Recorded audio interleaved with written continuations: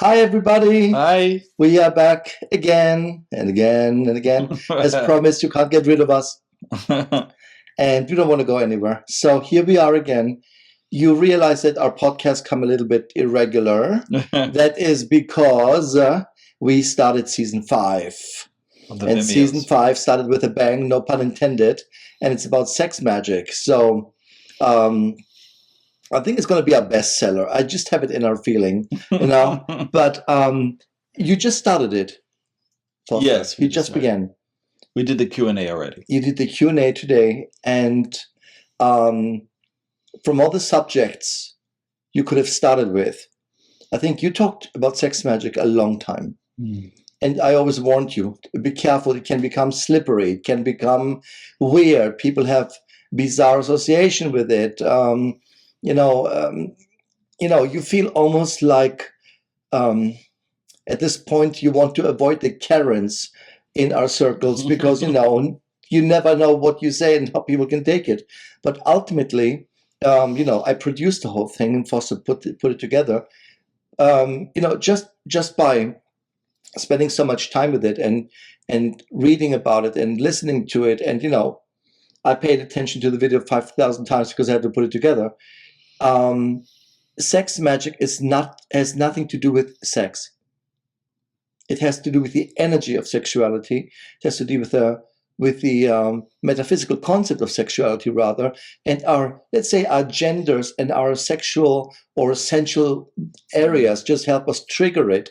But it is so far away from just penetration and everybody is on top of each other.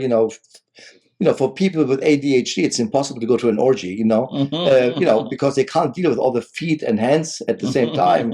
They're like one by one, so that we have an order. So it's not everybody's subject because it is obviously so marinated in guilt, shame, disempowerment. We clear that in the beginning of the video. Absolutely. So I do recommend if you are interested in something like this, absolutely, it's the rawest power that we have.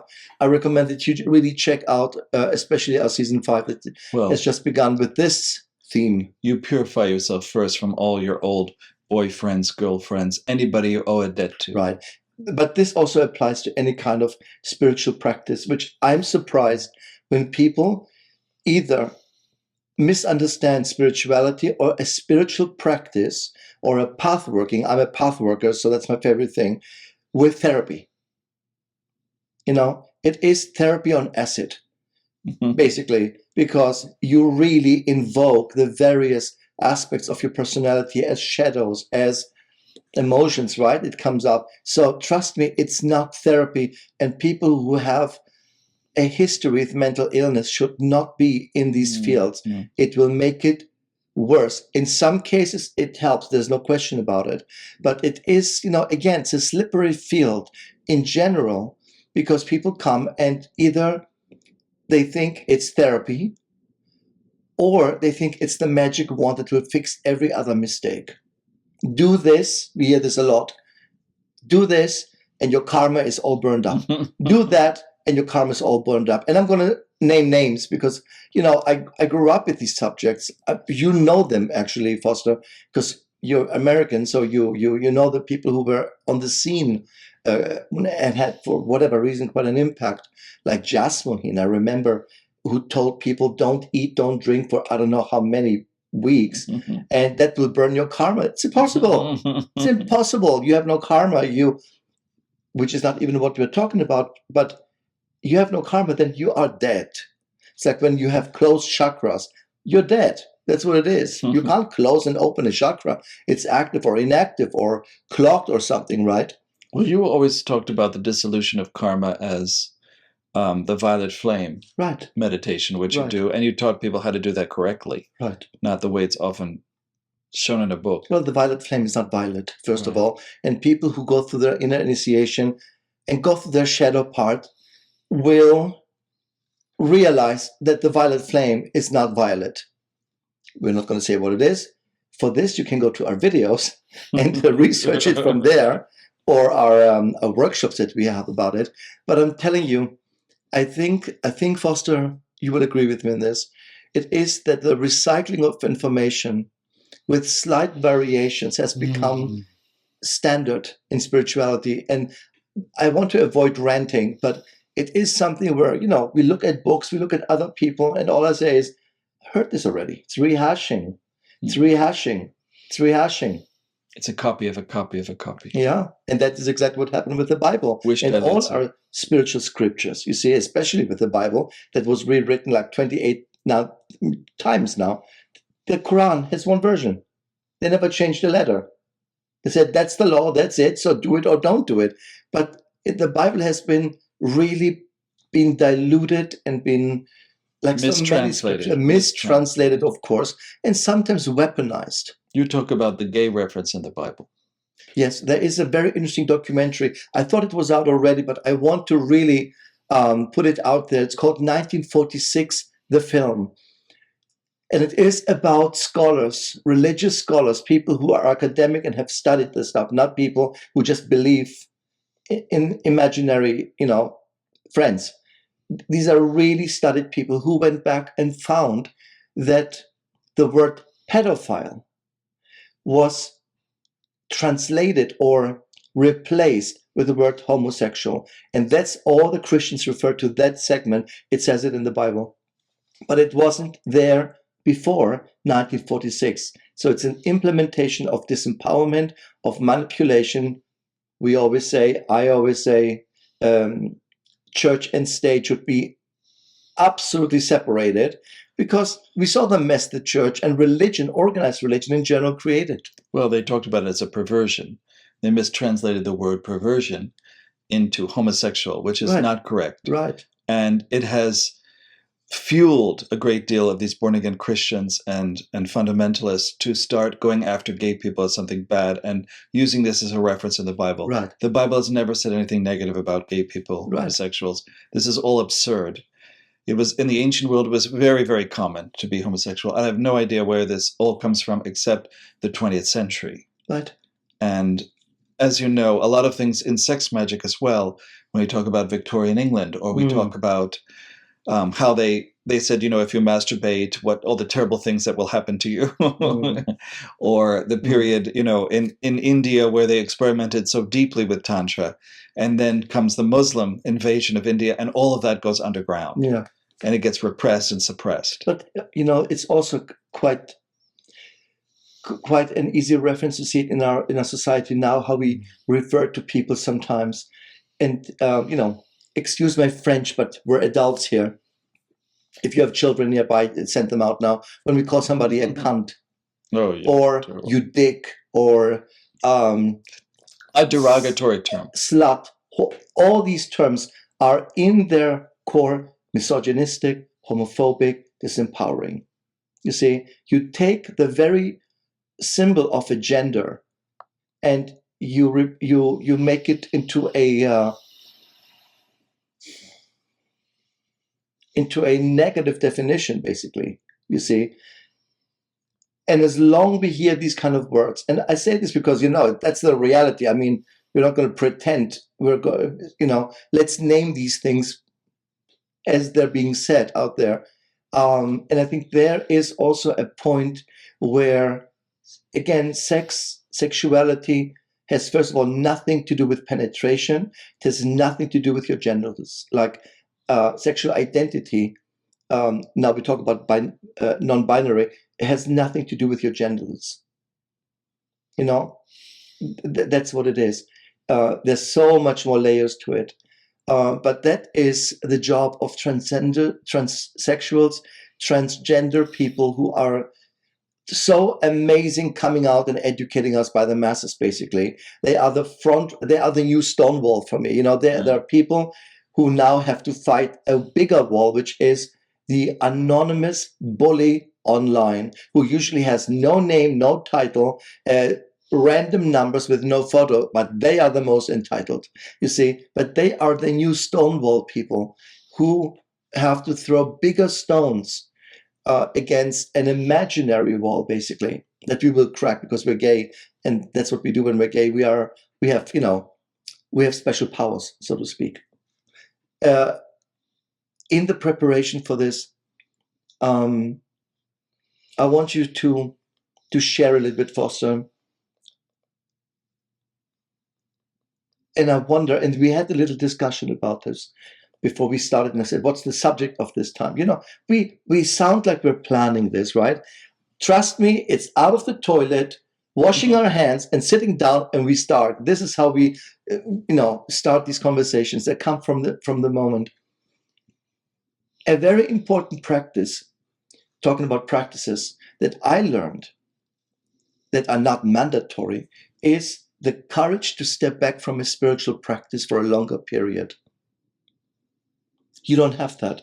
And it is also something that I don't teach usually. I say, if you stick with it, stay with it. But at what point do we need a spiritual detox? At what point do we need to step back and recycle again? What am I believing here? What am I practicing? Because you see, at some point at the beginning, rituals, right? Candles, it's exciting. I cannot tell you, and I don't want to say names, but you know who I refer to. People who should know better, and they haven't lit a candle in 10 years, They just know stuff. But the excitement is gone, the intensity is gone, and there is a certain laziness about the practice. Do you think, and we talked about this a little bit, do you think it is necessary at some point to detox from a practice? Can a practice become unhealthy? Well, it depends on how you do the practice too. In shamanism, I would say you're always connecting to spirit. You're always, doing an observation. You're entering into a plant, or you're entering into even a table. Everything for us has a relationship to us, has consciousness, has a communication. Plus there is telepathy, and there is this idea that as we get older, we certainly are getting more telepathic. We're getting much more clairvoyant. We can read people because we're also more comfortable with it. Is that a practice? Well, there are some times when you have to go out and, you have a margarita, or you eat a hamburger, or you do something, I don't know, maybe you eat a veggie burger, whatever, but you eat something and you're just a normal person again, right. And you need a break. That's a kind of detoxing from spirituality. And that's a great deal of your life. But wherever you go, people do sense the connection to you. They sense how much you need, to be acknowledged, or to be, ask a question of, or they feel a resonance with you. Like when you went to the grocery store and everybody asked you, I just had a surgery, but I'm much better now, and this is what happened to me, and I had hysterectomy. Random people telling me their problems without payment. Because of the light. They come towards the light, and right. that is the way it is. And there's times to retreat, because many, many people will come for the light. Right. One time I was in Bimini. I was diving in Bimini because we wanted to do the Atlantean ruins. This is something I've done a few times, where we go diving and you see these ruins, and we go out to see the Bimini Pyramid, which is in the Bermuda Triangle. And I was in my room, and one of the women who was in the hotel looked very ill to me. So I did a healing on her. I just asked her permission. Can I do a healing on you? And so I worked on her, and she recovered completely. But she told everybody on the island where I was staying. And then my front door was filled with people waiting in line for help. So as a healer, do you deny those people help or whatever? I said, listen, I'm here for a specific reason. I'm not here to do healing work. I only did it on her. I mean, it's not me who does the healing work. It comes through you. Right. Just as you never call yourself a shaman, somebody else might call you that, but you never call yourself that. You can call yourself a teacher, an educator, a medicine teacher, whatever you want. Of course, a medicine person is not the same as a shaman.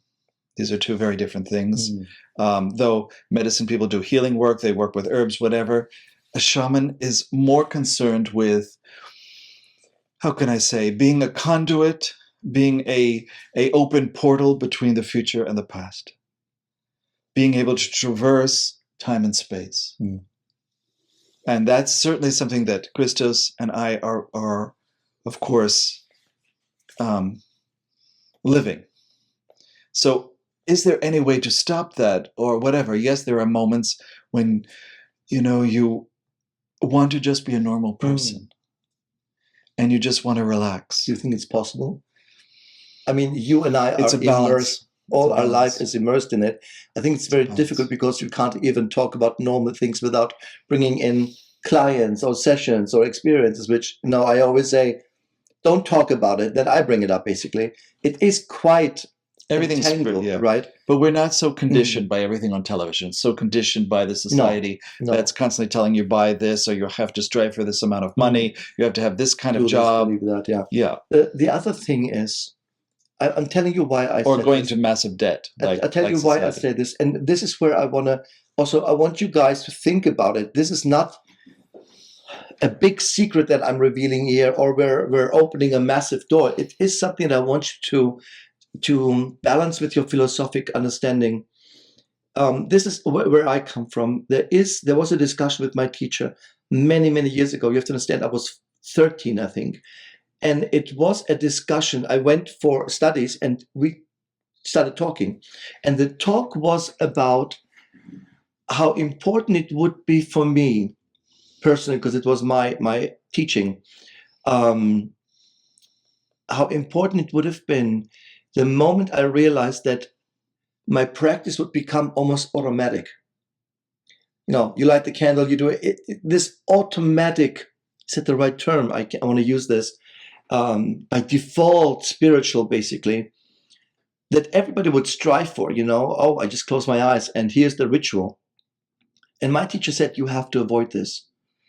When you don't feel an excitement, a thrill, a tension even in the preparation or in the ritual, it's not going to have the impact that you want to have, because you're coming from a place of habit, basically. And so he explained, you see what I mean? And he said, when this happens, when you realize yourself, you're not enjoying it anymore, there's no tension. In other words, everybody else is well, but you are not. Everybody else makes money, you don't. Everybody else is healthy, you are not. Then you are in a toxic relationship to your practice. You see, I'm recalling things from 35, 40 years ago, but that was the subject here. So the idea is, and I thought always about it, at what point do we know now it's time to step back a little bit and look at the larger picture and see, do I still love being a shaman? Do I still love being a witch? Do I still love the practice? Because if you say, yes, of course, but you're not doing it. You see, we have a friend who is a witch, hardly lights candles. I think the only thing she does is sigils, because they're really quick. And she's surrounded by magic all day because she has a fantastic store. But I remember she said to me, I'm just too tired to light candles and start practices and do stuff. And that is, I think, where a dangerous wire act begins, where you can become so self-assured in it that I don't need to practice anymore. I don't need any shadow work anymore. I don't need to practice yoga. I am yoga. I am yoga, exactly. I mean, I can't tell you how often I heard that, while the guy was touching my butt, and I thought, that's not part of the practice. One day I'm going to write a book and name names. I'll tell you the crap that I heard and experienced. But that made sense to me. And therefore, sometimes you say to me, why are you making it so hard for yourself? Because it's not making it hard for myself. I want to avoid that I lose the tension, the excitement of anticipation, you see, because you cannot do anything, no matter if it's a healing or a magic. You cannot do anything if you're in a bad mood or if you're tired and say, I should light the candle.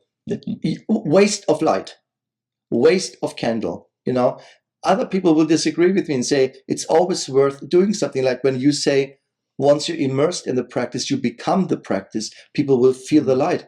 But then it's a done deal, you see. Therefore, there is no great danger in losing the connection if it's there. It's always there. If it takes over, and that is where we have to think about what means a normal life. Or when you're in resistance to it. Another thing is the resistance comes towards When you. it feels like a chore, you say. Right, and that's when it feels like a chore. Right. It's the resistant quality Right. coming back at you. But Right. that's something that you have to look at within yourself. Mhm. Why are you resisting your practice? And that's what you did in sex magic now. Yes. And that was in the preparation. I always give my input in this. And I said, there is no way to practice any magic, any practice, if you don't do shadow work. You've got to confront your shadows. That's the resistance. Absolutely. You see, and when people think, I remember doing, because I see Kabbalah, my Kabbalah form, it's not my form of Kabbalah, it was just a 10-month path work. And I remember this guy, and I gave my heart for 3 days or a week almost. And then the guy came a year later and said, I felt I'm so advanced, I didn't need to do five spheres. I did the 6th and the 7th. And then I went swimming with the dolphin. And I thought, idiot, you see. But that is also somebody, lovely person. I remember it so vividly. Lovely person, kind, helpful, good intention, arrogant. And I thought, at the end, completely arrogant, who doesn't want to do the inner work. You always talk about the inner work in shamanism. Well, you also talk about initiation. There are people who are initiated teachers, people who are not initiated teachers. Right. And part of initiation is, who are you really? What is your foundation? What are you building all your practice on? Right. If the foundation is strong, if the foundation is, very much connected to initiation and the further initiations that are to come, because our own ancestors had a dream for the way the world will become. And we are in that stream. We have past lives, we have future lives, and they are all moving in one stream with a plan. And I think part of us is now waking up to that plan. The plan of a spiritual warrior, the plan of the transformation of government, the transformation of money, the transformation of everything, how we educate people, what we believe. And that is such a strong impulse because we were born with it. We were just children, and we already thought completely opposite our parents. Yeah. We were only attracted to things in a synchronistic way that had to do with this larger wave that we were part of. And we felt, exactly like black sheep, that we were very different than everybody else. We went into long journeys to discover who we are, what are our shadows. We didn't, and still do. And it has been a profound initiation. Yes, and still do. Initiation that seems future, that seems past, and it is now. Because we only have now and the present moment, and they're both streaming through us. All time happens at the same time, yes. And our ancestors want this. This is something that they've been telling me more and more every day. The ancestors are bringing through older knowledge, certain pre-conditions that we didn't remember before Egypt or before, of other civilizations or in our own time, the civilizations. I was reading about how in New Zealand, before the Maori came, there was every single race living in New Zealand. There was, there was Chinese, there was, the origins of these races, and there were Egyptians, there were black people from Africa, there was everything, and they lived in harmony and peace, and they were pacifists, and they had reached a high level of civilization. And then the Maori came, who were in fact the invaders, and they're the Polynesians, and they were branching out, whatever, but they still were part of that time of violence and attacking and war. And these people in their, how can I say it? In their evolution, let them be killed. The whole race was wiped out. And they went to a different place. They went to another dimension. They moved on to a higher vibrational level. And a lot of us feel that. A lot of us are remembering those civilizations because they have existed all over the world. They've already done this plan. And we are part of the next one. We feel it. Not that we're going to be killed or martyrs, but that we'll live in it. It's not an Armageddon idea at all. It's really the transformation of what we believe, going back to something quite ancient, like the fact that everything is possible. All the Hermetic laws that you also talk about, but even more so the Hawaiian ideas and the impact that they've had on us, or all the different civilizations, their essence. You have talked about the White Brotherhood before when I first met you, and the Star Brotherhoods and Sisterhoods, or that people channel in, that people communicate with on certain frequencies. Sometimes I call them my ancestors, because we feel a whole connection to them, and when they come through us, they channel through us. They bring a message, like a prophetic message, and this idea of a healer, a prophet, a magician, certainly a shaman, eventually goes into prophecy, eventually allows these messages to be delivered to humanity. And I think since I've met you, you've delivered a lot of messages. I've heard you almost be prophetic and allow it to just come through you. That is our next podcast, is prophecy. And, we had the idea about maybe instead of talking, I'll channel for you. And Foster will ask some questions, and you can take some guidance from my guide, basically, who's a very much smarter person than me, by the way. But I completely agree. The thing is also, when we talk about the necessity of stepping back a little bit, to comprehend, right, that we come from a lineage of humans, of races that I want to say, I don't want to say they were so much more advanced, but I think they were the least occupied with technology, with information, the way it's been bombarded the last let's say 200-300 years. I think they were on a very different, easier, accessible level, because they were always in unison with nature, and nature is a big portal. And I think when I asked my God, where are all these minds that disappeared, or they went on a different vibration. In other words, they're still there, but they desired as a dynamic a different reality, if you so want.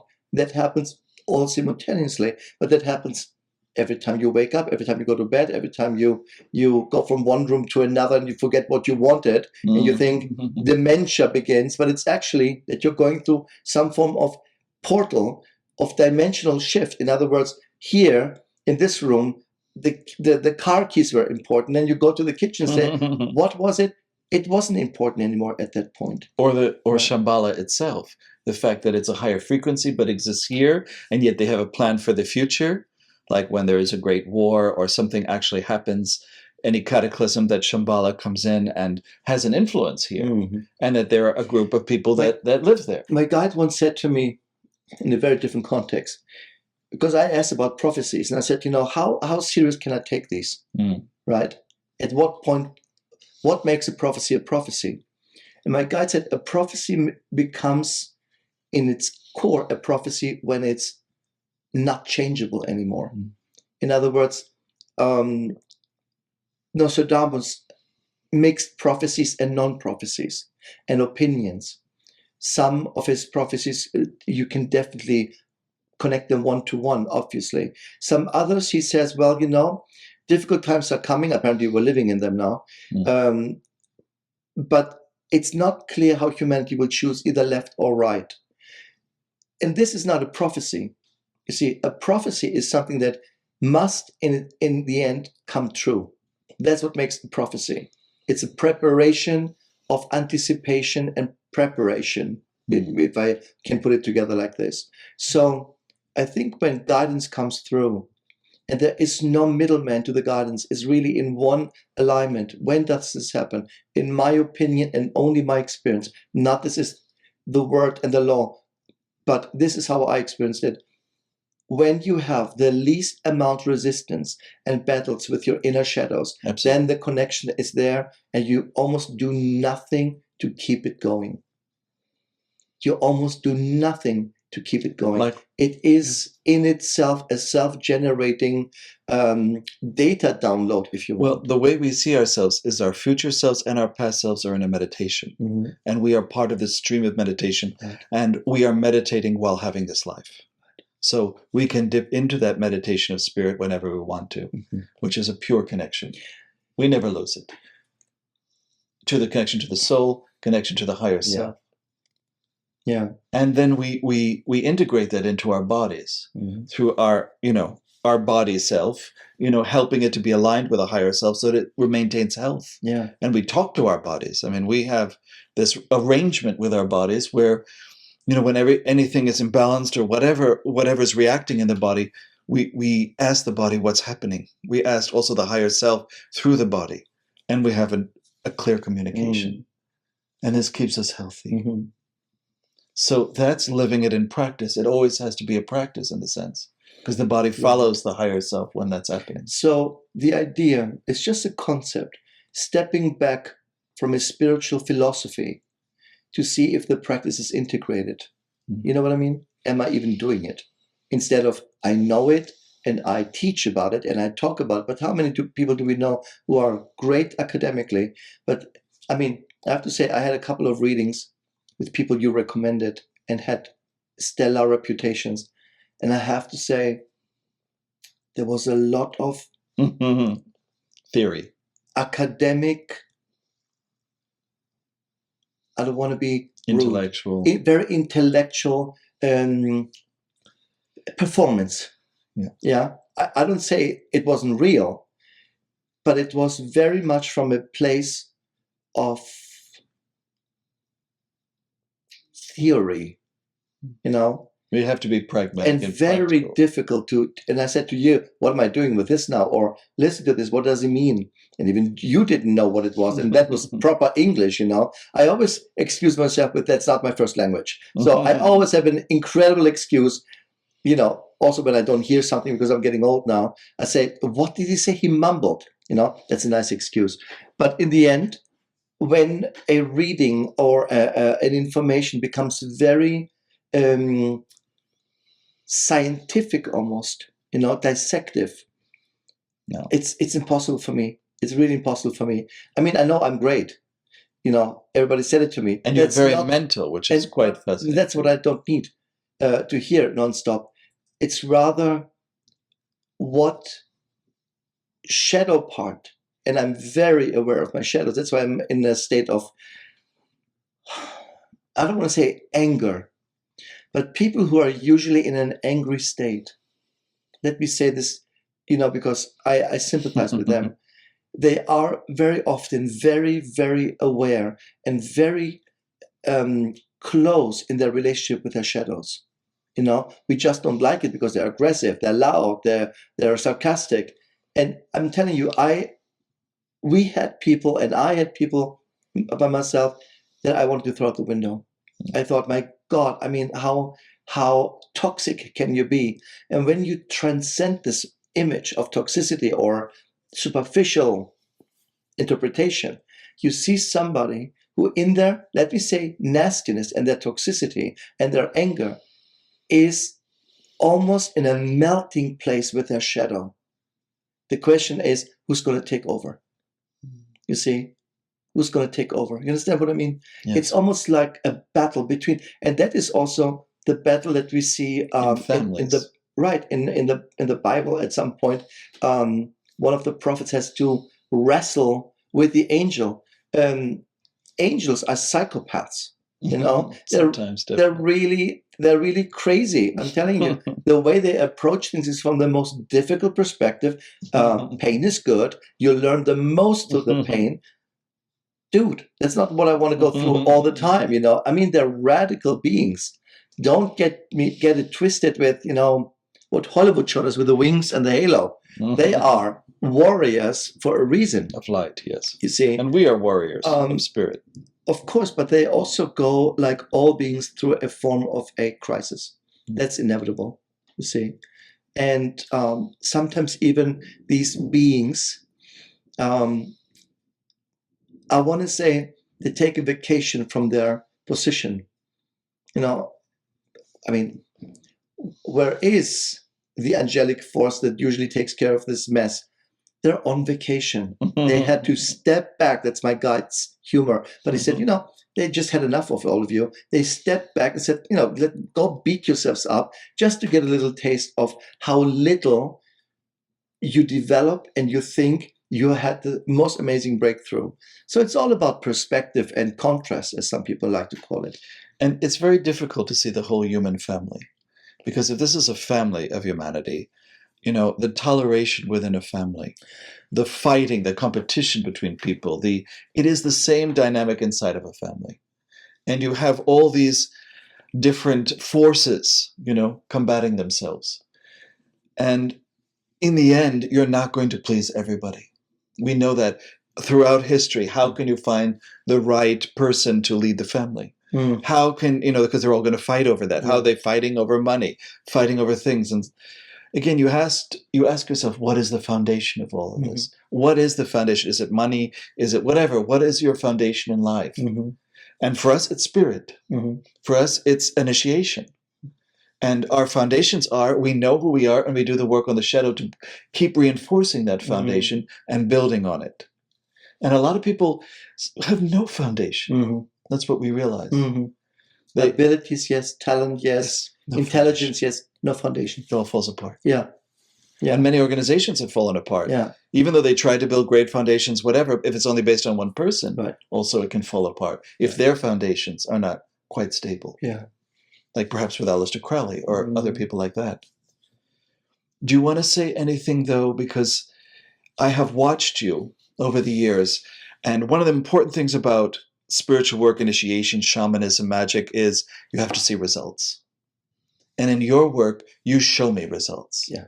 Like we were in Hawaii and nobody could see the Menehune. So Christos, concentrated. He condensed the light in his camera and he took a photograph of the Menehune. There was a whole community there. And when people saw that photograph, when they saw a real Menehune, the little people in Hawaii, they couldn't believe it because they were just standing there in the place and there they were. And that's a breakthrough. That is also not just phenomenon, that is a result of everything you believe in magic, in condensing But light. this is my philosophy. I'm not interested in any practice that doesn't transform material or that doesn't transform energy. I'm not interested in it. To be fair, all practices will eventually transform the material matter. There's no way around it. Like for years, every time I traveled somewhere, there was a rainstorm. There was a thunderstorm, a lightning storm, something. The minute I traveled somewhere, there would be rain. And this is this working with the elements, working in shamanism with... You're being announced. You're being announced. I mean, we used to go to Buzios, which is a little, a beach town, quite pretty. And they had hot and summer and it's bikinis and nothing else. And we arrived and it was a hail and storm basically. And people on there said, Foster Perry arrived. They knew that when he shows up, something weird with the weather will happen. And to me, it's not me, it's the ancestors. It's the whole line of both of us, are the ones that support us, the ones that have really wanted this work to happen. Because you don't get born out of nothing, actually. Right. It goes much further back. We all come genetically from the same black mother. The only reason why we're white is our ancestors left the equator. That's the only reason, and there is no black and white and yellow, and there's only one race. It's the human race. You understand? There's only the human race, and you've been looking into your ancestors. Into my ancestors, you've been finding, because the further back you go, the more forward you can go as well. I just found in my gene, I did a gene, not a gene test, but I would say they are able to break down your DNA into genomes and can pinpoint where exactly you come from. My ancestor was in some cave in Africa.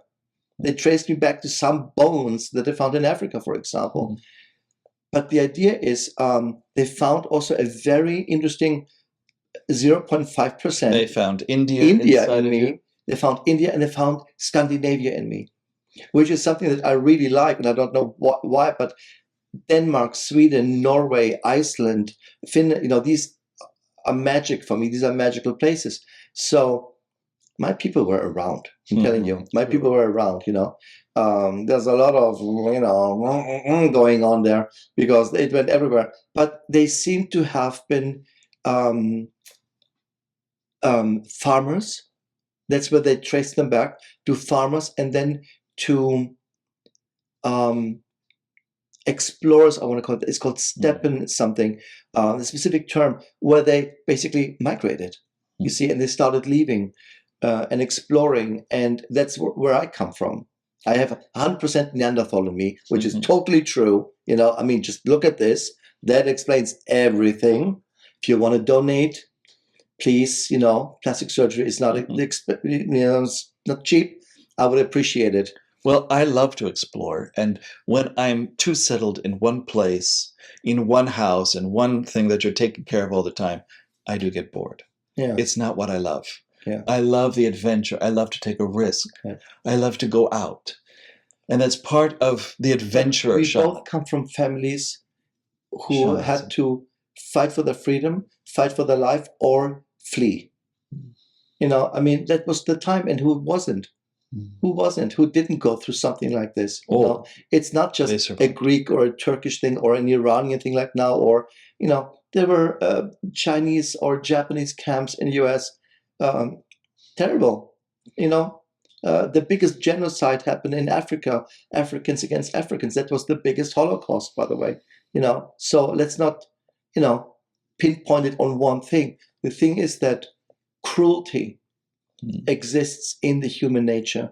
And I think that the cruelty has always something to do with surviving, the wanting to survive. But if I point to somebody and say, your religion, your faith, your belief, you know, will threaten me eventually, so I better destroy you now before it threatens me.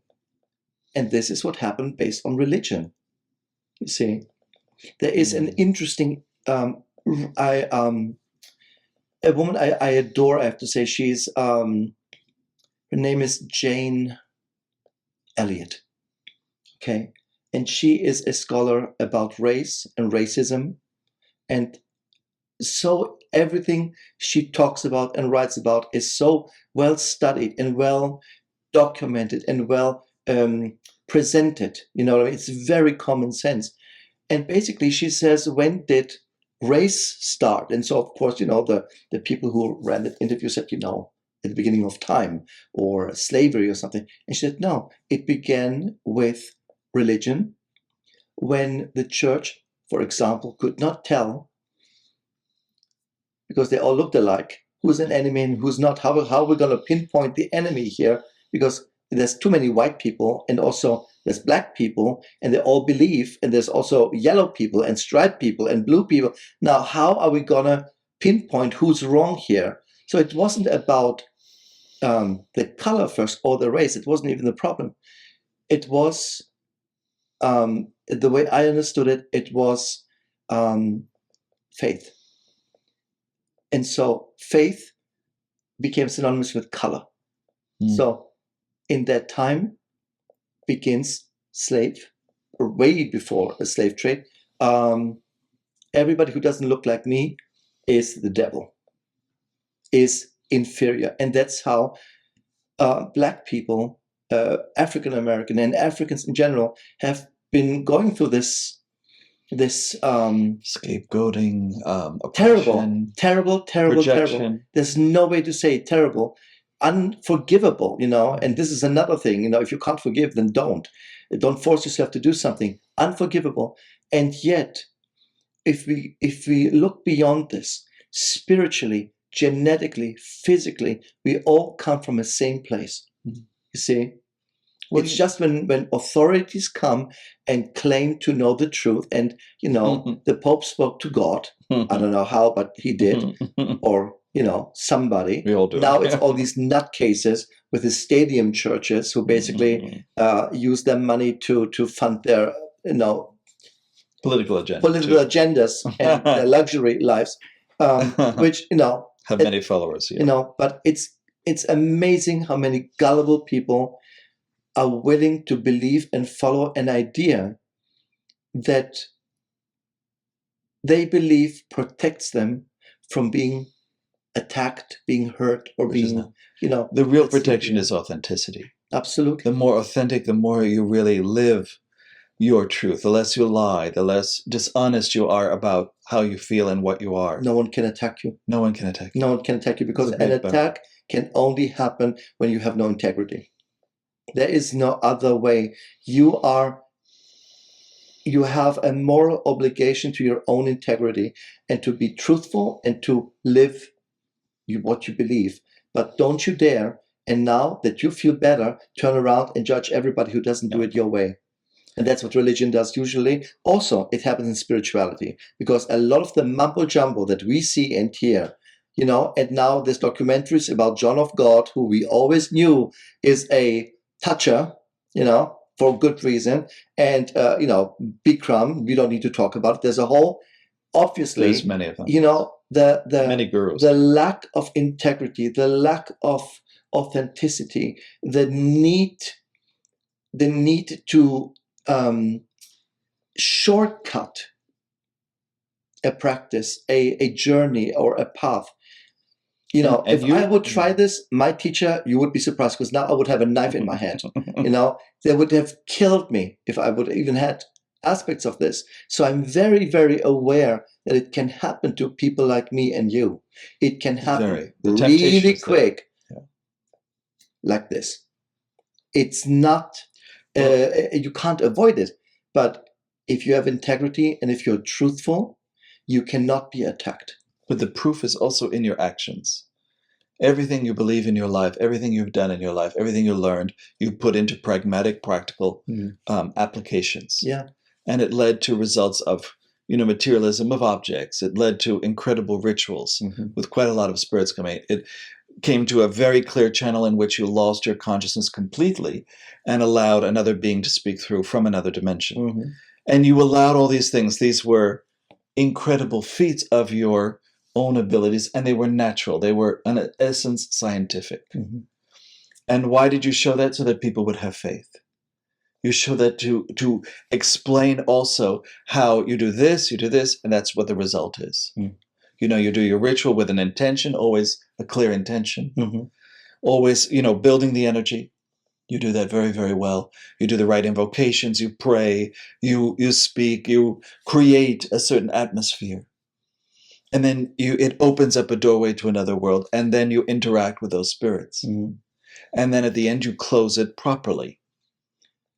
The key to all this, what you said, is more important is what makes the whole thing work on that level is you have to have clear intention, but you have to have the clearest of desires. You see, and this is, again, we're going all the way back to the idea of sexuality, of shame, guilt, body dysmorphia, people who look great and see a sack of potatoes with earrings. You think, what is going on in your head? And you talk about the shadows that block desire. Exactly. So you don't have desire anymore, and then you get bored in your practice. So the desire is not the problem. It's the blocking part of the shadow, you see. So when I say to people, dream bigger, program bigger, program more juicier, right? Oh my God, the monologues I have. Well, my mother didn't let me, and my father didn't like me. And so what? So what? Get over it.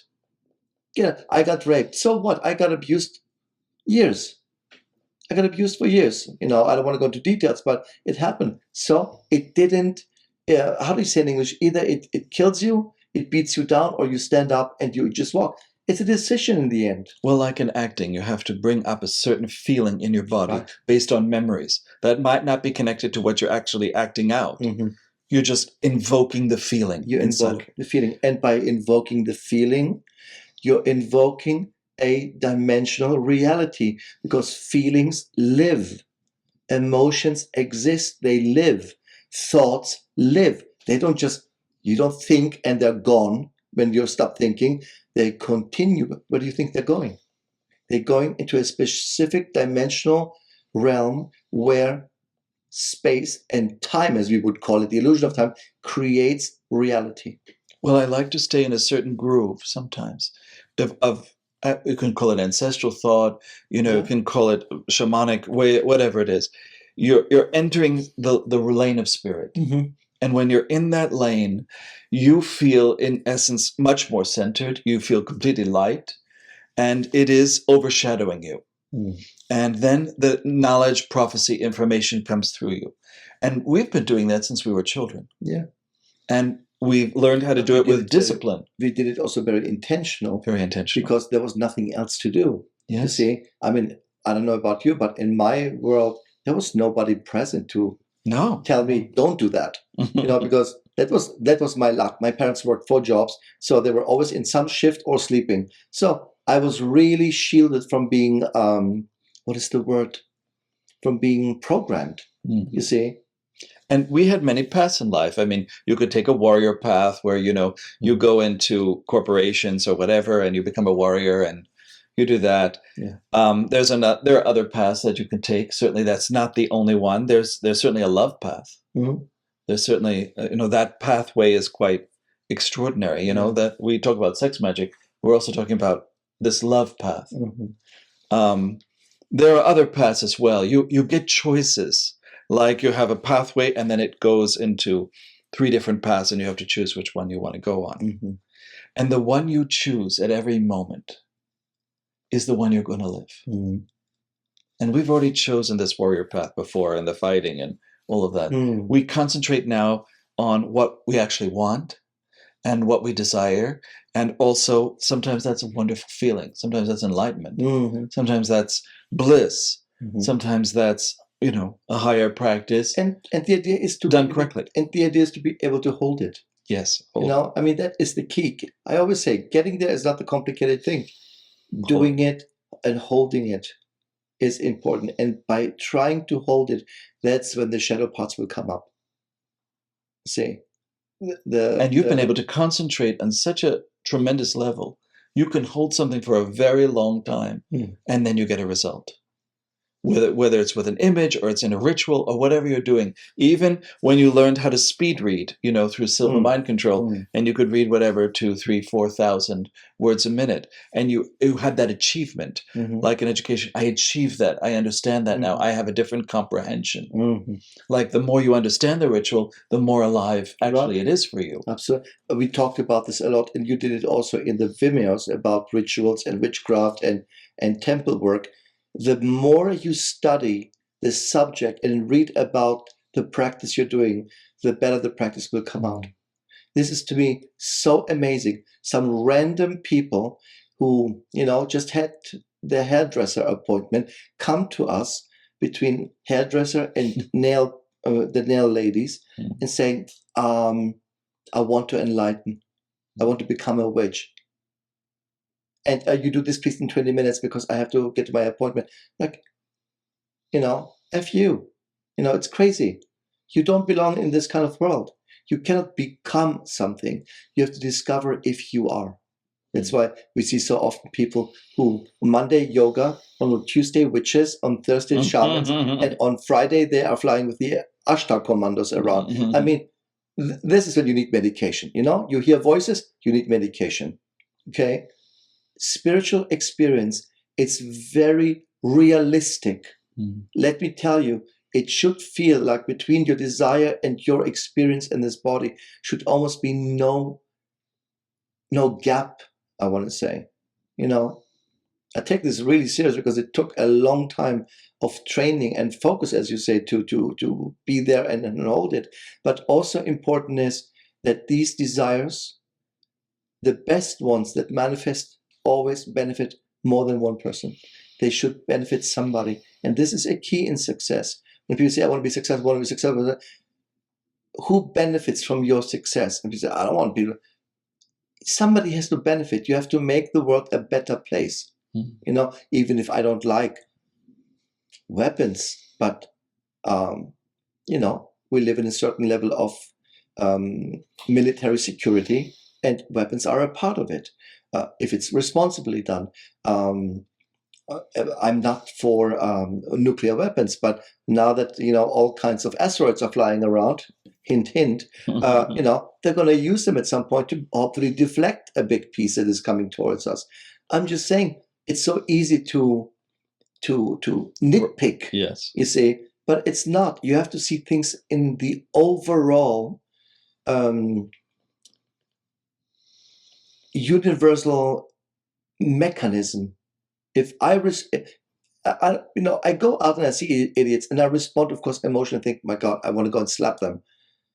And what would that do for the larger component? I want to manifest something.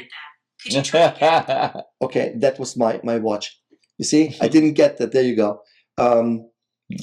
Welcome to my world. But the idea is simply to always understand, does your desire and your goal have any benefit for the world around you? Does it go beyond you?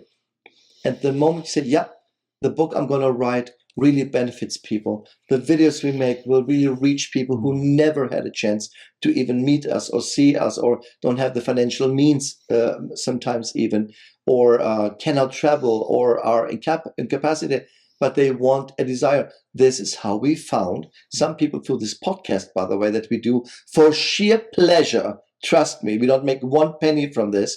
Rather, I pay for this. But people came from the podcast, which was amazing. And then people came from videos or from the Vimeos that we never saw before. So it is, you see, you do your job and then have a desire. This can help people. This can inspire. It can empower. It can motivate. It can uplift. Yeah, that's what we do with entertainment, right? We go to a show, we go to a comedy, and we laugh for 2 hours and get distracted in our vibe. You see what I mean? You intentionally looking for the better vibration. That is what real focus is. And you not just looking at something, like a dog and staring at it until your eyes fall out. It is the deliberate, intentional focus and searching intentionally for evidence of that focus. I focus on good people. I focus on happy people. I intentionally look for these people, and I'm telling you, bum, bum, bum, bum, bum, they will show up in front of you. What you focus on, you get more of. Absolutely. So if you do a spiritual practice and focus on it, you get more of that, and then it becomes part of your life. You see, a good example is when people say, if I would win the lottery, then I would have the money to help people around me. So the idea is, find a way to help them. Money is not the issue here. Give them clothes, give them food, give them stuff you don't usually Which we're about need, to do, right? Which we did. I mean, we're doing more of that. We have a ton of that to give away now. But it is the idea of not throwing away, but giving away. This will help somebody. And like Marie Kondo says, give it away with a gratitude. Everything. Everything. We don't just say, get that crap out of the house. At least rarely I say this, because when it's crap, it's crap. But when it is useful, but not for me anymore. There's no sweater I'm going to fit anymore in the pants. But don't even go over my thigh. Of course, I'm going to give it, but I give it with a gratitude and appreciation. Say, may this help somebody out there to feel well-dressed, to feel put together, and to help him or her, put her best self out there. That is that is called intentional focus. I intentionally look for, we live in Las Vegas now, so I thought a couple of years ago, 20 years ago, I thought I'm going to kill myself before I moved to Las Vegas. Now it's really, really growing on me, I have to say. And interesting enough, I have no gambling gene. It's just not in me. No. But here I am walking through the casinos. Sometimes go to a music, we saw Copperfield, we saw Cirque du Soleil. Cirque du Soleil, we saw RuPaul. I mean, we went to a lot of shows. And many DJs. And I DJed a couple times here too. And met DJs, many. I did. And don't be jealous. Anyway, and you have to walk through the casinos, right? So instead of thinking, oh God, look at these idiots, wasting their money, I deliberately and intentionally looked for people who really enjoyed it. So, of course, there are people who are like zombies, and they press the thing and you wait for something to happen. But I look intentionally for people who really enjoyed it. And when you start to see people who play for fun, they play to enjoy it. They know exactly this is not a waste. This is money that I spent on frivolous things in this moment because it gives me a good feel. The intentional look out for it, you see, is a deliberate, it's a magical act basically, because you intentionally look for a specific vibe that you nitpick. You say, that's what I choose to focus on. That's what I choose. And when I see these kind of people, I say, thank you for reminding me that there's happiness, that there's joy, that there's fun. See, and this is how you build I call it the holographic aura, which is almost a replica of what you have. And you leave like a dog, little pee stains everywhere. You implant fingerprints of your aura, basically. So I feel better. I choose to feel better. I have absolute intention to feel great and do it by looking at people, situations, examples that give me that vibe. The rest, I don't say it doesn't exist, but it's not part of my my deliberate intent. For instance, I like certain environments, like when I went to Bali and I saw all the creativity there. It became like a home for me. Mm-hmm. Then when I went to New Mexico and I fell in love with the desert there, it was almost like a great mother welcoming you back. When I first came to New Mexico, I had to kiss the ground. It was a kind of homecoming. When I went to Hawaii, certainly, the first time, and I was in paradise.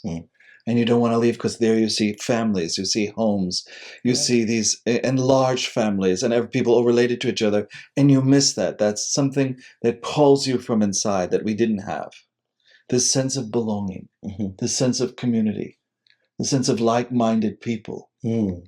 And that's something we've always loved in our lives. I mean, you went to Nuremberg because it was a magical center.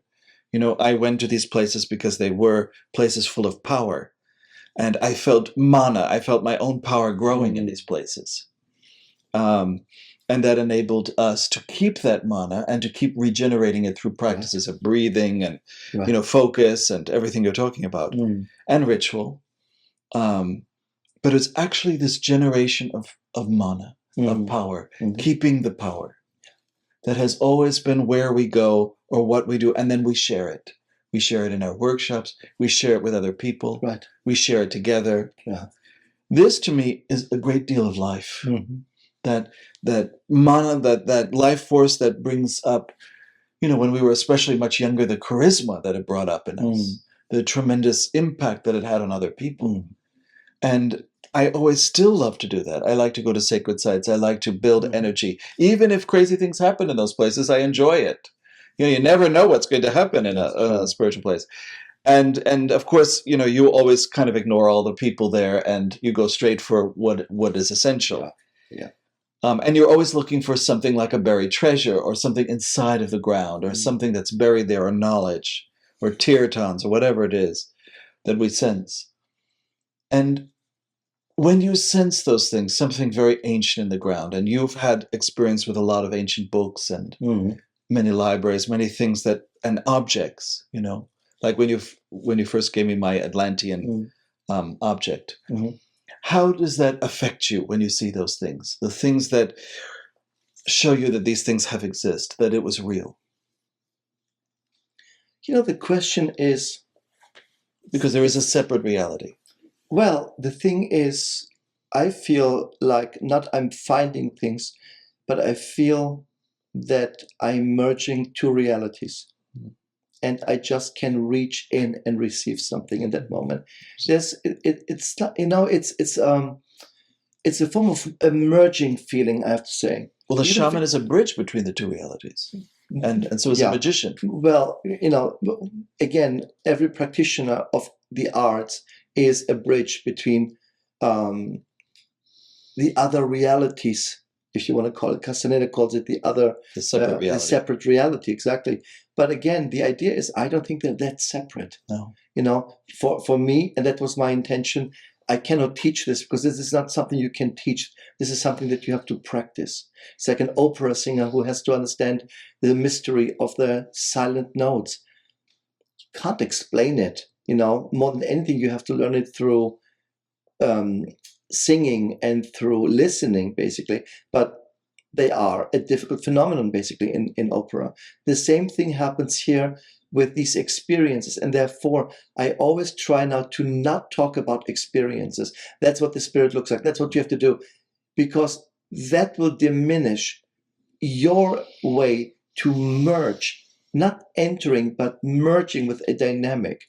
A very simple way, by the way, if you want to I'm going to say something now. If you want to merge with solar energy, right? If you want a place to, all you need to do is if you have a light bulb that is in yellow or gold in a mostly darkened room, just put yellow light bulbs and just fill the room with the yellow light. This is solar energy. The yellow has an association to the sun in magic. So by studying certain things like solar being, success, everything, it is good to have sunflower oil, everything that is associated with the sun in connection, and that what helps the subconscious not only to open something, but for me it's usually not an opening, but a merging of realities. Yes. That's what happens. And so when I used to be very, very good with evocation, which is to make something visible appear. And the way I learned it, of course, and the way it's presented is you have to monologue these endless dialogues and threaten the being to come. And I skipped all that. And I said, let's make it like an invitation to a party, a really comfortable. So I put certain lights in, certain associations. And I did it in a very unique way that was not traditional, whatever that means. And I didn't threaten anybody, and I didn't do. And there was a half manifestation. So half the body was there, and it was visible to the two people who were assisting me at that time, who were not initiated. I didn't feel like I invoked a being from some random side of the galaxy. I felt it was all there, and just these two layers of our realities merged and created a magical reality. Nothing is written about magical reality because it is a merging of two separate realities. It reminds me a lot of that wonderful witch that came to you at the beginning of a ceremony you were doing. She walked into the ceremony. She said, "I see that you're spending time here, and I want to participate."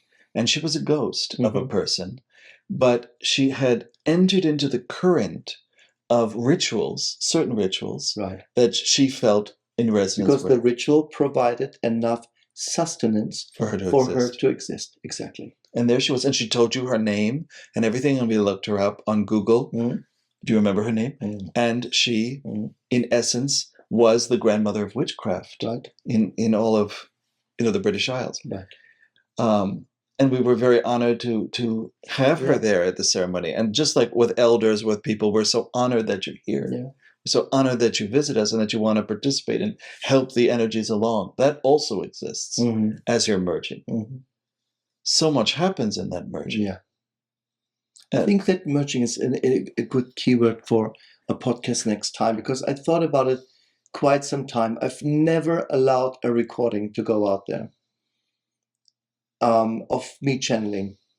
It's always in groups. It's always, I feel maybe at this moment, not me, I'm not comfortable with it, but I feel it would be of benefit to introduce my source, that is connected to my guide, or through my guide provides me with this merge, and get some insights that might be interesting for you. Or remember when you used to channel the Mother of God, and she would come as a huge heat through your hands, and you would get second-degree burns. You would get like a kind of stigmata, and you would start smoking. Your whole body would start smoking. Well, we had 80 people there, so there's witnesses for this. I had a third-degree burn in my right hand, which took 3 months to heal, if at all. And of course, the doctor said, "What did you do?" And I said, "Barbecue." I didn't know what else to say, but I was not aware of it when I'm in a channel, because I'm zooming out. I'm choosing not to be present. And that is how I consider channel to be of. And it's a very deep trance. It's a very deep trance, and it's also the only thing that really restores me, I have to say, because I hardly sleep. So that was an experience. But just to close the circle to what we started a little bit, at what point do you step back? I think that was in Italy, and I remember not channeling for a couple of years. I stepped back from it, and I thought, I can't let my body go through this again. See, I was really, because I felt, I mean, did something go off? Did something go wrong? Did something, but it was the willingness to allow as much separate reality to come through my body took a physical toll on me, you know, and it wasn't fun. It definitely wasn't fun. And I stepped back, you see, and then much later I slowly came back and I said, you know, we always had a bucket of water ready, remember? Always a bucket of water that was, you know, for Christmas is channeling, bring a bucket of water just in case it goes up in flames. But, you know, sometimes it was necessary. But or the manifestation of a house when we first moved to Los Angeles, how we manifested a house in a ritual. Yeah, because the house was there and we just merged our realities. That's, you know, again, stop thinking that you're getting something, like you earned it. It's more, all is there, and you're simply allowing yourself in your time, as we say, right, in quotes, to merge with that reality. You just have to be present enough for long enough and desire it. And we were so optimistic. We were moving to a new place. That was our place. Yeah. We were excited. Manifested quickly. Yeah. You know, we were very optimistic. Yeah. Very happy. Yeah. And Los Angeles at that time was just opening its doors to us. It was a very different city then, yes. Yes, very different. But yeah, guys, I want to leave you with this. I have to make sure we end this because it's going to go forever. And, you know, it's a podcast, right? But I hope you noticed, for those who watch us on YouTube, like, share, and subscribe. I forgot. Again, in our little library. This is just a small part of our library. And please come to the Sex Magic Vimeo as well. Check it out. It's quite in depth, 152 pages. And it has mostly everything in it. I will put in the video version of this on YouTube a little QR code at the end, and then you can click on it, as we do now. I mean, what have we become? But now you can QR this, and it will guide you to this video link where you can download one of the best check it out. Vimeos is the protection Vimeo. That's quite practical for people. I think all the Vimeos we made are great because they are not just covering subjects. I mean, even this video, it's 5 hours long almost. It has a 130-page workbook that you have to not order, but you get it with the purchase from the office or from Foster. It has a purpose, you know, a deep purpose. A deeper purpose. There is a lot of depth in it, and something that you can work, you know, very practical. When the next pandemic begins, you have something to work with. Okay? Yes. So, guys, these are our thoughts. This is our rambling. This is our moment of getting together and saying hello again. And you know, we always enjoy these moments because I tell you, an hour ago, I didn't know where we were going to go with this. We'll find something to motivate you again. Oh, God. Okay. So create something. Well, I'm going to go to the gym now because, you know, because I'm a gay man and it's the law. And I'm creating a new Vimeo on Hawaii. On Hawaiian shamanism, absolutely, which is a very exciting thing. So we hope you're all well, and we hope you stay well, and we hope you have a little fun with this. Please, I'm telling you again, like, share, and subscribe. Otherwise, it's going to be very difficult for us to maintain these, because, you know, it's taking our time too. But you know, if no one's liking, sharing, and subscribing, you know, it's difficult to understand the purpose of this. Instead, you know, otherwise we can talk to each other. So, but I hope you like these. Please check out our website, check our work, check everything out, check it, you know, done, and share, like, and subscribe, and follow the QR code at the end if you want on the Buzzsprout page, which is the audio version that you're listening to right now. I'm going to also put the QR code on that page so that you can scan it, and then you have access to our website, and from there, you know, everything is interconnected. This is the only source we have where we almost, I want to say, advertise, because we never advertised. Never. You know, very little. Very little. I mean, maybe one brochure. That's it, a year. You know, and that's it. And the rest we leave up to the people and to whatever reality wants to meet our reality. So from our reality to your reality, I hope you have a great day, afternoon or night, depending on where you are. And for the insomniacs, I feel you. Thank you so much for sharing this and being with us and having fun with us. May the higher self be more active in your life. So be it. Hope. Take good care. Bye.